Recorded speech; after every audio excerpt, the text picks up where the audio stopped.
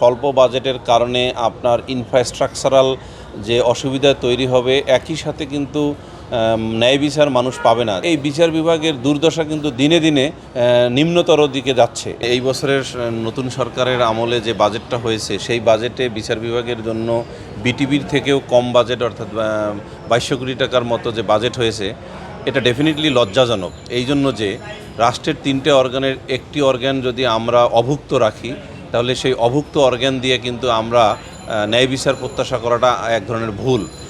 তাই অ্যাসেসমেন্ট করে এই বিচার বিভাগের জন্য মানে অস্বাভাবিক বৃদ্ধি নয়, যথোপযুক্ত বাজেট বৃদ্ধির জন্য সদাশয় সরকারের সংশ্লিষ্ট কর্তৃপক্ষের নিকট আমি ব্যক্তিগতভাবে নিবেদন করছি বা আহ্বান জানাচ্ছি, এবং সরকারের অন্যান্য যারা সংশ্লিষ্ট ব্যক্তি আছেন তাদেরও এই বিষয়ে উপলব্ধি করা দরকার। বিশেষ করে যে সকল ব্যক্তি চাচ্ছেন যে বাংলাদেশ জুডিশিয়ারির মাধ্যমে একটি রুল অফ লয়ের কান্ট্রি হিসেবে পরিণত হবে। প্রতি সপ্তাহে সর্বোচ্চবার বিকাশ পেমেন্টে 50 জন হবেন পেমেন্ট চ্যাম্পিয়ন। জিতে নিন টিভি সহ আকর্ষণীয় সব প্রাইজ। ডেফিনেটলি বাজেট সংকটের কারণে বা স্বল্প বাজেটের কারণে আপনার ইনফ্রাস্ট্রাকচারাল যে অসুবিধা তৈরি হবে, একই সাথে কিন্তু ন্যায় বিচার মানুষ পাবে না। যেমন আপনি দেখেন, ঢাকা জজকোর্ট যে অধস্তন আদালত আছে, সেখানে যদি আপনি যান, লিফটের সামনে যদি আপনি মানুষের ভিড় দেখেন, অথবা কোর্টগুলোর সামনে যদি মানুষের ভিড় দেখেন,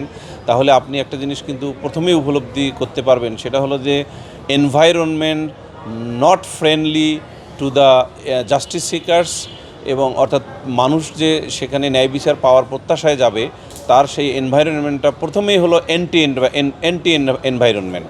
এই যে অ্যান্টি এনভায়রনমেন্টে মানুষ যেতে চায় না, এবং মানুষ সেখানে ন্যায় বিচারের প্রত্যাশা করতে চায় না, ফলে এই বিচার বিভাগের দুর্দশা কিন্তু দিনে দিনে নিম্নতর দিকে যাচ্ছে। এটা খুবই ভয়ানক একটি মানে অবস্থা বাংলাদেশে রুল অফ ল প্রতিষ্ঠার ক্ষেত্রে।